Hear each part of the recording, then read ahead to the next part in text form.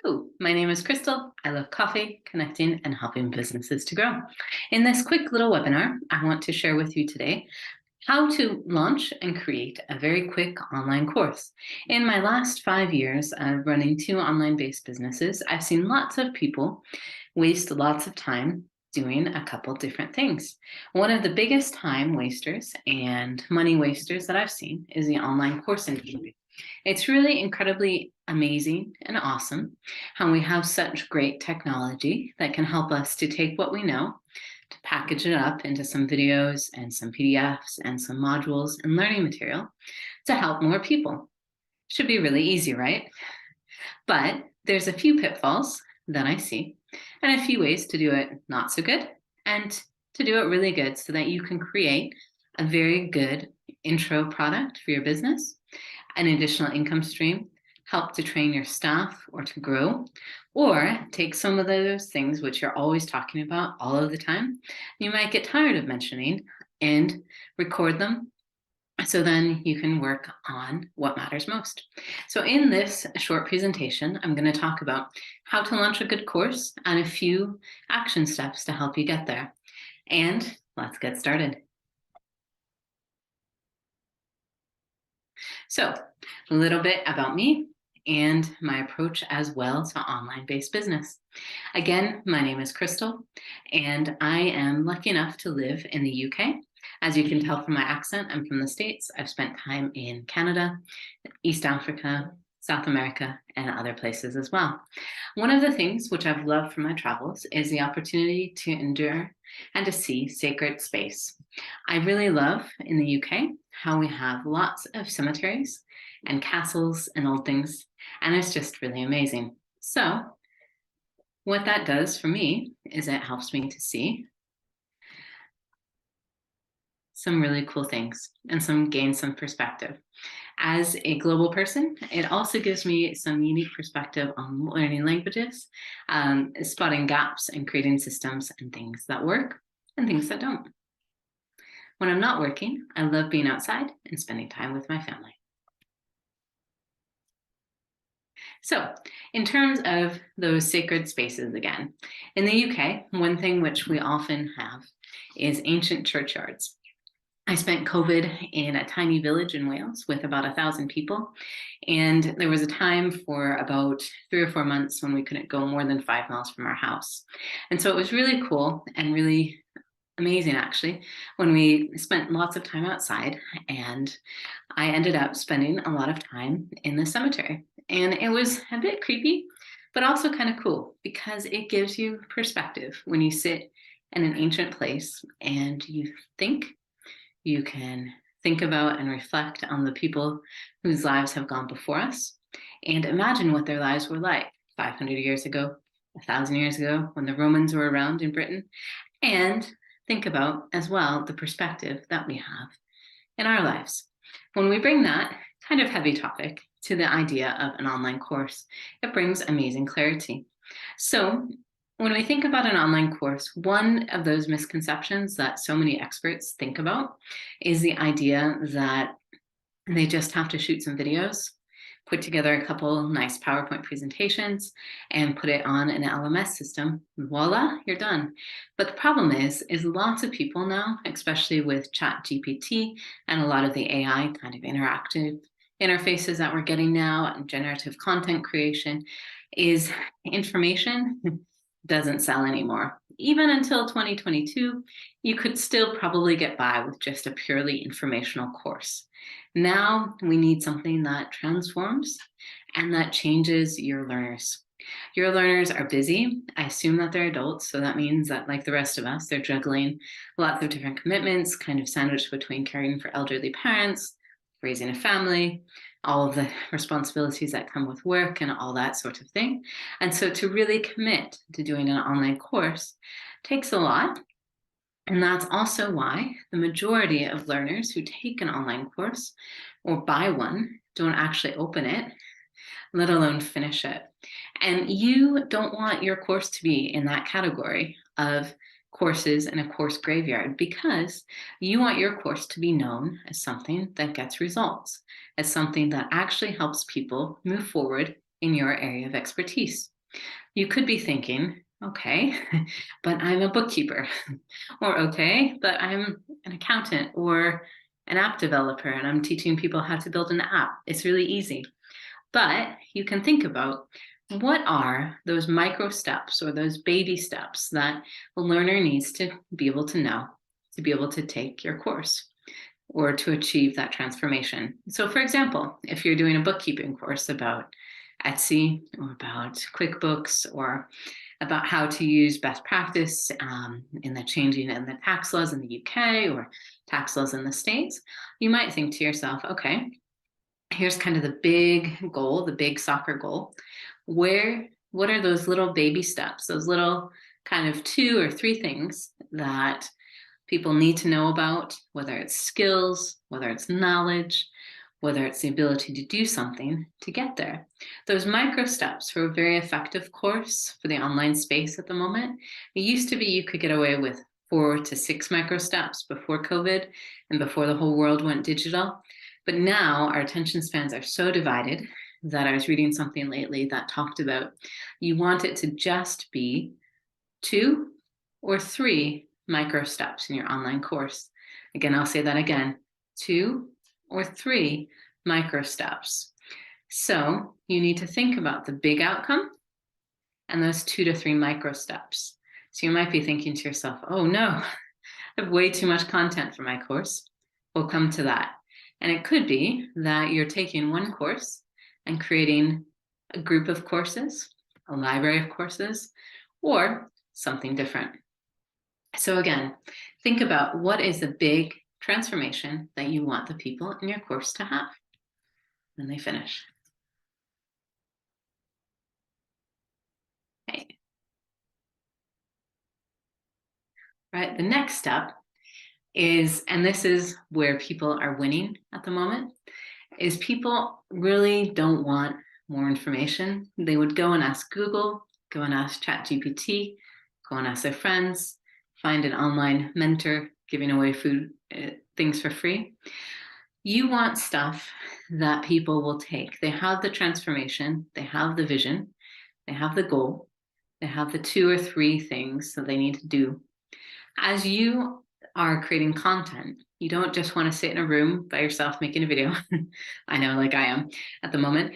You want to actually create content that is actionable. Now, actionable, I like to think of the fishing test. So if you think about it, my grandfather on my mom's side used to go fishing sometimes.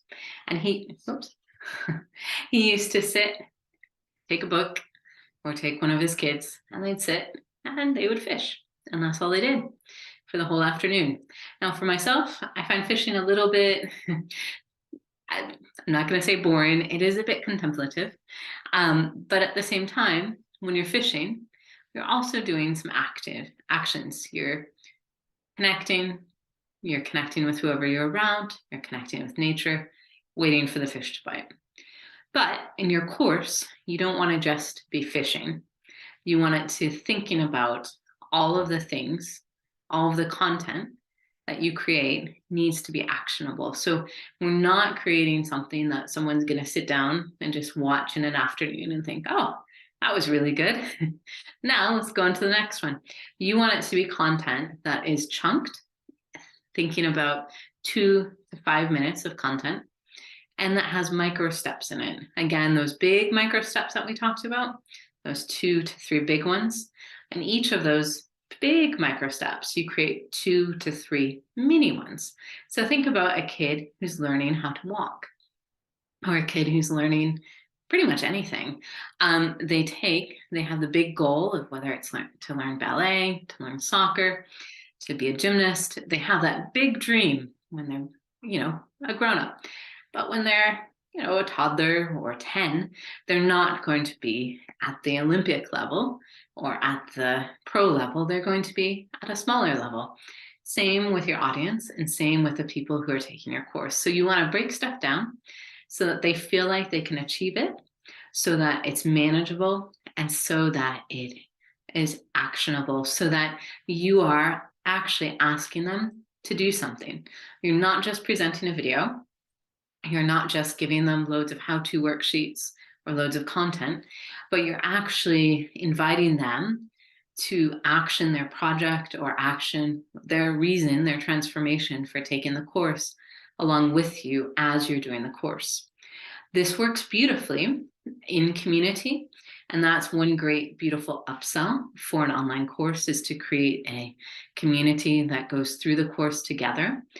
Sort of like you might have from those 2 to 3 actions, you might cover one every 2 weeks, where the first week you have them watching a video, and the second week you have them doing the action. Or it could be those 2 to 3 big micro steps are broken down into 2 each, and then it's a course that goes over a period of 6 to 8 weeks, where you meet together each week. Everyone kind of shares what they've been doing, or there's an online forum or a chat or an in-person meeting where they talk about it. Whatever works for you and your course and your audience and your material. But make sure that they're getting some kind of connection and some kind of action. And with that action, that they're getting some sort of accountability or some sort of mentoring along the way.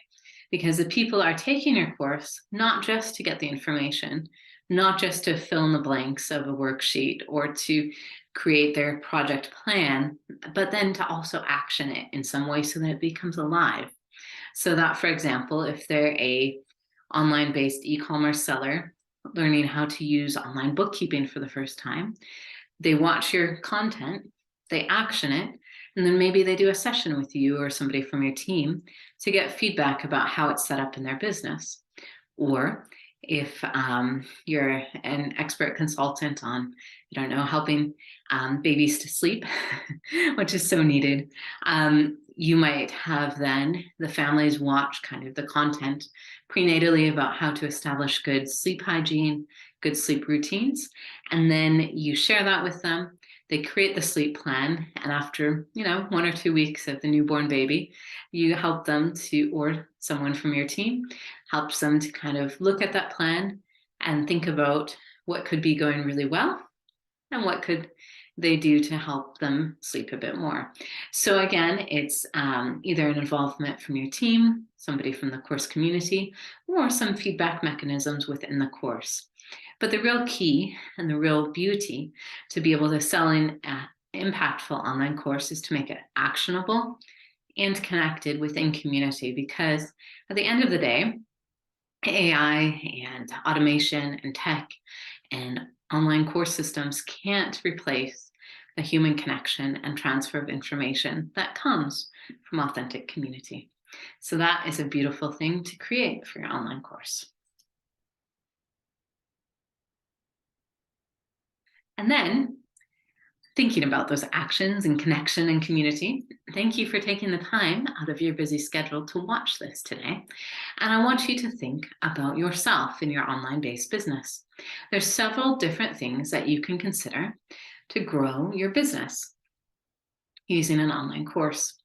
The easiest ways to think about are, firstly, how are you working with your audience right now? What kind of knowledge do you feel like you're repeating all the time? This is a really easy thing to jot down. If you're a coach or a consultant, you might think to yourself, what are those things in my process that I find myself saying all the time?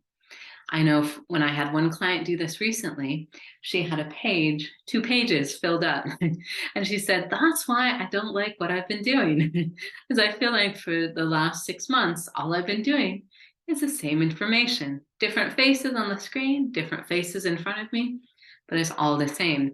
So what she did was she took that information, created some impactful modules, and now she kind of flipped the script of her practice for coaching. So now, before people come and see her, they have to watch the module. So then in the sessions, instead of receiving the information and the actions and the content, they are working together on the connection piece and the action piece and the feedback piece. And she's been able to raise her prices. She's happier. And surprise, surprise, her clients are getting better results.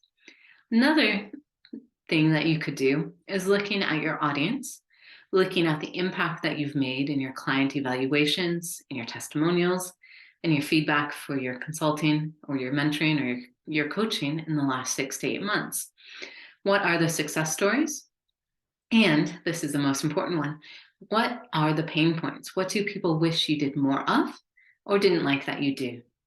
Because it's often those little niggles and those nudges and those worries that can create a very powerful digital product or course or signify a knowledge gap. And that could be an opportunity for you. Another thing you can consider is how can you serve even better for your course and your community? What are those ways in which you feel like there's not enough time in the day to talk about those transformations that you wish you could help people with, and you can, but you don't have the time in your sessions together or in your mentoring program, or you wish you could do, but again, it comes down to the ability, the time, or the knowledge.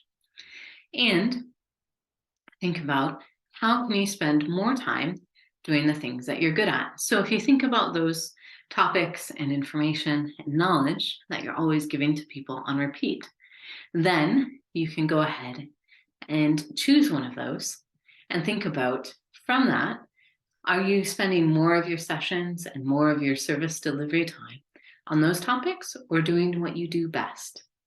And it's amazing that if you can take out those things that you're always doing on repeat and emphasize and accelerate what you do best, then you can charge more money because oftentimes you'll be delivering a better service and your clients will be getting a better transformation. Okay. So, next one is to plan it. So what you do is you pull all of those key activities together. You select just one. And this is where I disagree with a lot of the course coach gurus out there. There's a lot of people in the online space who still will say, sell it, sell it first, build it second. I say, build the skeleton, sell it, and then flesh it out. Because if you are not an expert in it, and if you haven't achieved the transformation yet, and you try to sell it, that's not so good. But if you can sell what you know, your secret sauce, those activities that you have on repeat that are getting that masterful transformation that you're giving to your audience really, really well, then you can create a basic outline from that. Remember, you're looking for 1 big transformation, 2 to 3 micro steps.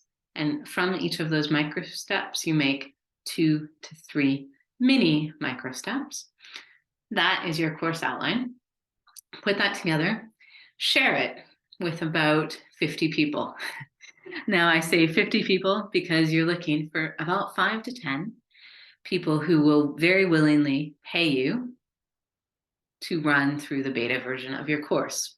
Now, as you do the beta version of your course, it's going to be messy. It's not going to be perfect. It's not going to be full price, but you will be creating the content with your audience. You'll be getting feedback on that outline, on the transformation, and you'll be able to get testimonials of the effectiveness of your work and the course. And the most fun of it is you're building community and connection so that people will want to stay with you longer in your ecosystem. Now, one question I get a lot is, how do you find those 50 people? Where are they? They're in your Facebook group, your LinkedIn, they're in your email, they're in your network of people, your network of connections from how you've built your business thus far. And you might think to yourself, oh, you might be feeling a bit afraid, a bit reticent to kind of put something out there that you haven't fully built yet. But conversely, another way of thinking of it is you could be serving people in your audience who might not be able to afford working with you one-on-one, or who might not have the time to work with you one-on-one. If they've already taken a micro marketing step to get into your world, there's something that they want from you and from your services in your business. So the worst they could say is no, but oftentimes they will say yes.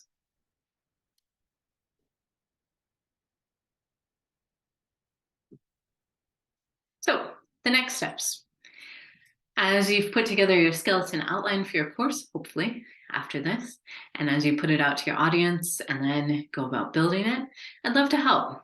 I've been working on courses and training and all kinds of geeky stuff like that for a very long time, for almost 20 years, in 2 different careers around the world globally.